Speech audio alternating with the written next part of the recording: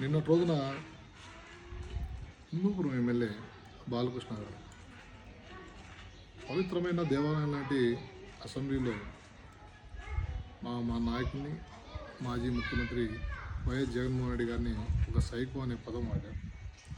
నిజంగా బాలకృష్ణ గారు మీకు తెలియంది కాదు, ఈ రాష్ట్రంలో ప్రజానికానికి ఈ దేశంలో ఉన్న నీ అభిమానులకి అయితే నీ అభిమానులు ఉన్నారని మీరు గొప్పగా చెప్పుకుంటుంటారు కదా, వారందరికి కూడా బాగా తెలుసు నువ్వు ఒక పెద్ద సైకో అని, ఒక మెంటల్ సర్టిఫికేట్ ఉన్న వ్యక్తివని వాళ్ళకు కూడా బాగా తెలుసు.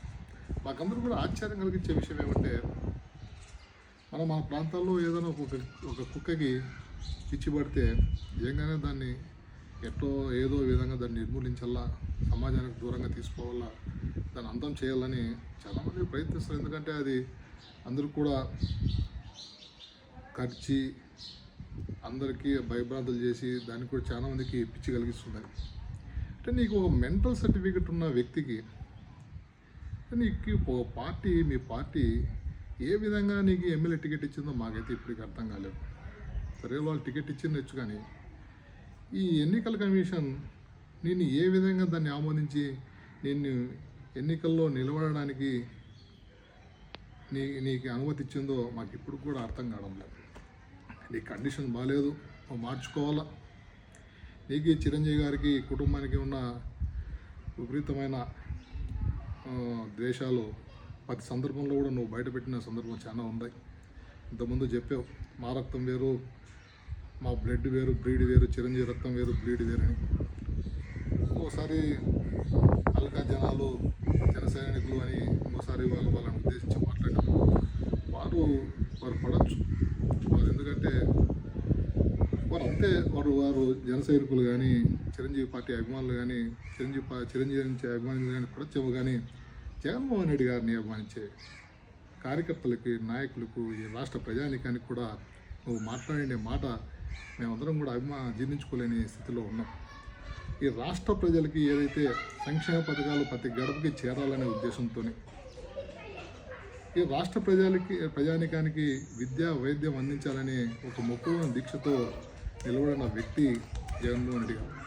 అలాంటి జగన్మోహన్ రెడ్డి గారిని మీరు సైకో అంటున్నారంటే నిజంగా ఈ రాష్ట్ర ప్రజానికానికి చేరువైన వ్యక్తి సైకోనా?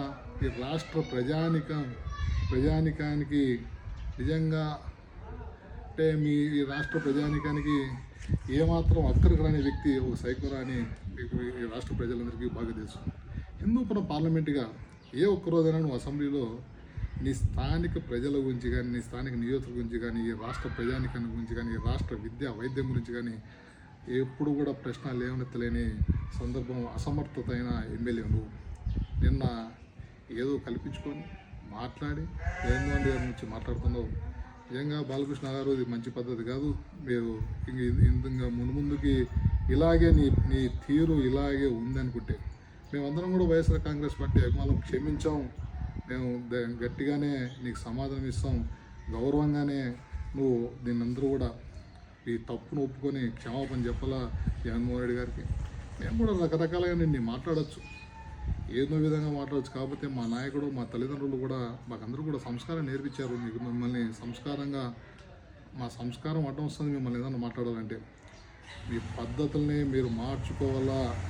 మీరు మార్చుకోలేని క్రమంలో ఇదే విధంగా మీరు ముందుకు వెళ్తే వైఎస్ఆర్ కాంగ్రెస్ పార్టీ మీకు గట్టిగా సమాధానం చెప్తుందని తెలియజేసుకుంటున్నాను.